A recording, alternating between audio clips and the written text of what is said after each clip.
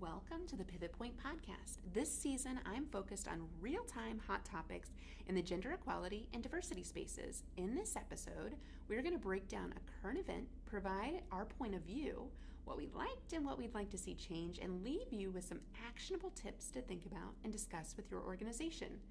I share this information because equality is a candid conversation. It takes bravery and courage, and you don't have to do it alone. At Pivot Point, I believe we are stronger together. We are one. So we actually have a collaboration partner with us today. Gretchen Schott is the VP of Learning and Development at TrueU. She works all over the state of Indiana on providing awesome content. We've had the chance to partner on some content, in fact. And she's been a great ally for me and the community and just getting to know amazing leaders here, and also has a fantastic podcast. So Gretchen, thank you so much for joining us. Thanks for having me. I was trying to actually think about, I couldn't remember when it was, how long ago we met before. I feel like we've just been working together a long time. We have those wonderful, I feel like our little quarterly check-ins. How's your business going? How's my business going? How can we help each other? Right. And we've been doing that for a long time. But we are so grateful that you provide some of our diversity content at TrueU on our portal. So yeah, well, it's it has been nice to check in and have somebody that cares about you, cares about your business. I think an ally is often that personal and professional blend, and I'm fortunate to have that. An ally of mine introduced us, I think. Oh, yeah, like a year and a half ago. That's JT right, Metzger. JT. That's right. That's right. Well, because I had your book too. I read your book one, and I was trying to remember. Did I read your book before we met, or did you send me your book after we met? I can't remember. Yeah, but I read that, and then I was like, oh yeah, I really need to talk to her. Well, and the thought process here is, at our last breakfast, we were talking and catching up, and I said, oh my gosh, Gretchen, I got this really interesting question from an audience member. So a few months ago, I was at a college presenting, and a very, I would say, young man asked the first question for my live Q&A after my speaking event about men as allies. And he raised his hand and he said, you mentioned that allies have power with, not power over. So men and women have power together with each other, but men don't have power over women. And he said, I disagree with you because according to the Bible, in fact, it is stated that men have power over women. And I was a little taken back, I'll be honest with you. I was a little stunned. As somebody that is not a deep expert at religion, I knew I was a bit out of my comfort zone, but I thought, channel positive intent. Yes. There's something good happening behind this question. What is the question I'm actually being asked? Right. Yes. And so as I was sharing this with you, I remember telling you, okay, Gretchen, here's what I said. Tell me if I was wrong. Yep. And what I said, thank you so much for that question. Great answer right off the bat. Gathered my thoughts, took some deep breaths, and said, I really appreciate your perspective. I actually have an ally that is a Christian man and has educated me on his perspective of the Bible as well. Yep. What I would encourage you to do is to also consider the female perspective of the Bible, and perhaps ask women you know what they think about the content and about that statement. And so I shared that with you, and I still don't know if that's the right answer, but as an ally, I know you had your take too, and I think our audience would benefit from hearing what you think about it. Well, I think, I don't think that there's a right or a wrong response to that. I think what you said was absolutely accurate.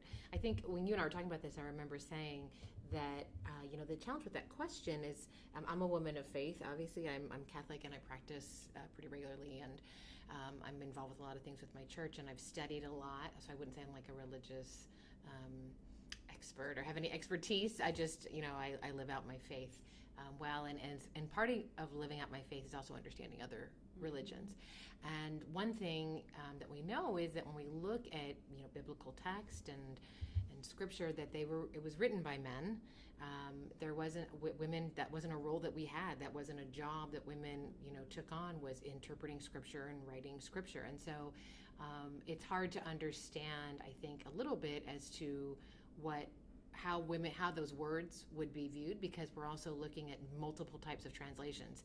The Bible wasn't written in English. They weren't speaking English back when that was written. And so those interpretations also can be altered. But it's something that I learned. I was listening to this CD by this company called Lighthouse Media. And they talked about the difference between, I think it's called something like Abba the Father, I think is the name of it. And they look at our religion in that if you understand the bloodlines of Catholicism and Muslim, for instance. They both started with Abraham, who's written about in the Bible. And Abraham had 2 sons. He was married to his wife. She was not able to have children. And so she said, have relations with our servant. And he did, and he had his son Ishmael. And then she prayed to God and said, I want my own son. And she got a son, and his son was Isaac. And in both of those situations, Ishmael was the son of the servant. And his view of the father was, he's my master. And the son of Isaac was his wife's son. And so he saw him as my father. And those 2 distinct bloodlines form those religions. And so if your view of God or your greater being is my father, and he's loving and he's kind and he always provides, as we think of our own parents, it's very different than a father that you think of as a master, and I need to prove myself and I need to earn that right and I need to gain favor. It's very different. Both have their strengths, but so understanding all of that, it's really hard to answer a question like he asked you, because we don't necessarily know. But I think that where we're strong as leaders is we do our research and we understand what we believe. And I'm Catholic, and so I believe that my God is a very loving God and is like a parent who looks out for me and takes care of me, and I don't have to earn a right to be loved by him. So that's so interesting. Well, I appreciated that perspective over breakfast. I'm thinking like, wow, like I had no idea that was such a great history lesson on how we've gotten to where we are. And I think as allies, we just always have to be curious to learn from others. Right. And so I took that as a point of curiosity of, I should learn more about this. And so talking to you really helped me think that through, because I know other people are wondering that same question. I think that people shy away from it too, because no one wants to offend anyone, no one wants to step on anyone's toes, and which I respect. And I feel that way sometimes when people say things that I feel like are not kind about my faith. I'm like, I don't know if I want to get into this with them. How much do I really want to defend what I believe or think about that? And I think that it's the thinking about good intent and the curiosity. If we lean into that and let me understand, tell me more, because that's not what I believe. Right. That's very different than, well, you're wrong, right. And coming at it from that perspective of shaming and whatever. Well, this was kind of a catalyst for this season of the podcast to do Hot Topics, because I'm thinking the things I'm hearing out there. When someone feels safe enough to ask a candid question like that in a crowd, we're starting to get somewhere. Yeah. I think. When we're holding back and people are wondering these things or thinking these things but not vocalizing them because they're so afraid of saying or doing the wrong thing, that's where we really have trouble, when we're so focused on protecting ourselves. Right. So actually, in hindsight, as I was driving home that day, I thought, okay, this is good. This is a good thing. Yes. This is a part of the conversation that needs to be had for us to truly move forward. Because if we're just sugarcoating things and just painting this rosy, sunny picture, we're not really addressing some of the root causes and the perspectives that could be challenging for One, us. I think when we're speaking and we're being asked to speak on our knowledge and our expertise, and the minute we start saying that we're an expert, then we stop learning, right? And what would have been more detrimental, I think, is shutting that person down and being like, I don't talk about religion, so whatever, right? Like that's not why we're here. That's not why we lead. That's not why we do the work that we do, right? We have curiosity. We have a growth mindset. We want to constantly be learning, and I think too often we see people that shaming behavior. It just drives me crazy. Oh, I know. I appreciate a speaker that when you ask a question, say thank you, and I don't really have the answer. I hadn't thought about that before. Thank you I'm going to think about that now, taking away. I would much rather hear that than have them try and spin some silly answer or just try and shame me for like, you didn't get what I was talking about. Like, I'm not talking about that. It's the growth mindset. We're continuously learning, and I learned so much from my audience. And so taking that as a point for me to learn from them as well. It goes both ways. And speaking of learning, you're kind of an expert at Whatever. continuing to learn Always as an learning. expert. Lifelong student, yes. Well, share with us at TrueU, what are you seeing from your vantage point in the diversity and inclusion space? What are companies doing around this? What are they thinking? What are their challenges? I'd love to hear some kind of examples that our listeners could learn from. We work with companies and help them. We believe that great companies make their people better. We provide the resources for them to do that. And so when we're working with companies, they're often talking to us about their culture, and they have great cultures, and what can we do to improve our culture. And really this idea of, although they're not using words necessarily, like how can we be an inclusive culture, it stems from that idea of that work should be life-giving, right? And I believe it comes from a sense of love and belongingness and community, right? Yeah. TrueU is a community of like-minded leaders that believe that being your best self is most important. And so we have a couple companies. I knew you were going to ask about, like, tell me about your companies that are in the community. And so there's a couple that I think are doing really wonderful things. I also think the question that you're asking is a hard one, because I don't believe that there's a lot of airtime or social media time celebrating on what people are doing right. There's far too much interest in shaming people and talking about what people are doing wrong, because people believe that consuming that is much more interesting. But I personally don't believe that. So having said that, I have the wonderful opportunity to work with a lot of excellent companies here in Indiana that embrace what I believe falls into diversity and inclusion. One of those companies is the Morales Group. I love this company.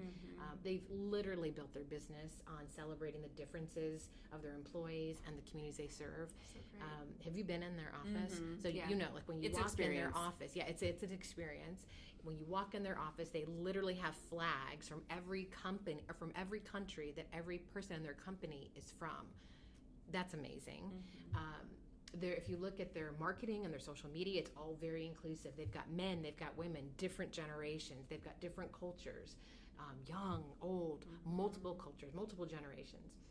And the artwork in their office is incredible and really focuses on the idea of community and belonging. And that's a company that is winning awards. It's a company that when their leaders go and speak at other events, people show up because those leaders are there. They just want best places to work. They're highly sought after for jobs. They also have a great podcast show, Skill Up and Build Up.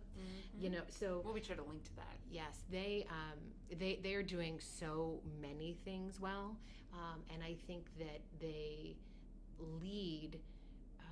And they're a model for other companies because they don't shy away from the differences. They don't shy away from the reason why they're focusing on diversity, and I love that. They celebrate them. Absolutely. And they do the trip to Mexico, right, as a team, and help build a home as a celebration for recognizing that one of their missions is to be a light, and they have peer recognition programs, and at a couple times a year they take the employees that have been recognized by their peers as being a light in their organization to go be a light in another country and build a home for a family, which again talks about community and belonging, and they're just exceptional. When we had the opportunity to have Seth and Tom on our show, and hearing about how their business started, and they're just wonderful. That's wonderful a great people. episode. Yeah. And then another company that I was thinking about, which might be a little bit different kind of in this space, is Jasper Engines. Jasper is based out of Jasper, Indiana, and Du Bois County. And what I think is unique about them when I think about diversity and inclusion is they are 100% employee-owned and have been since 2010. They believe that their culture drives their success, and their success is derived from their employees, and their revenue has almost doubled since 2010. So they went from a $300 million company to a $590 million company in 2017 by being 100% employee owned. And what's really amazing about that is that they're based in an area that has about a 3% unemployment rate, right? And so how do you keep people? How do you keep them happy and loyal and make them feel part of their company?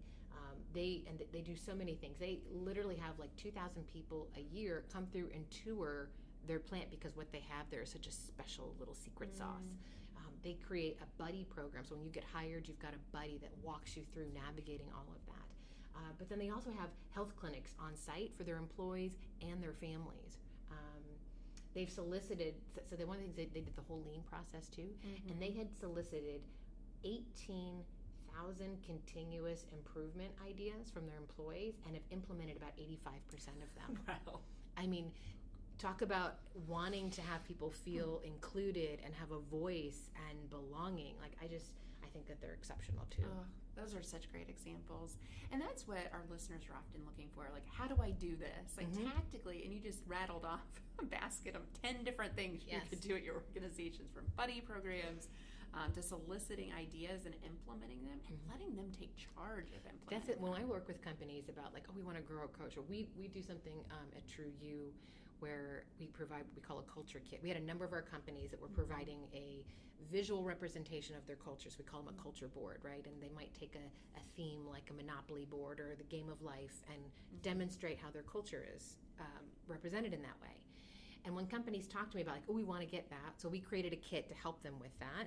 But a big piece of that is something that has to be with everyone in your company. It can't just be the executive. It can't just be the managers. You have to have your employees, and your employee that is your most challenging, your employee that resists change the most, that's the one you need to invite into that conversation, because otherwise it becomes a flavor of the month, Right. you know? So Yeah.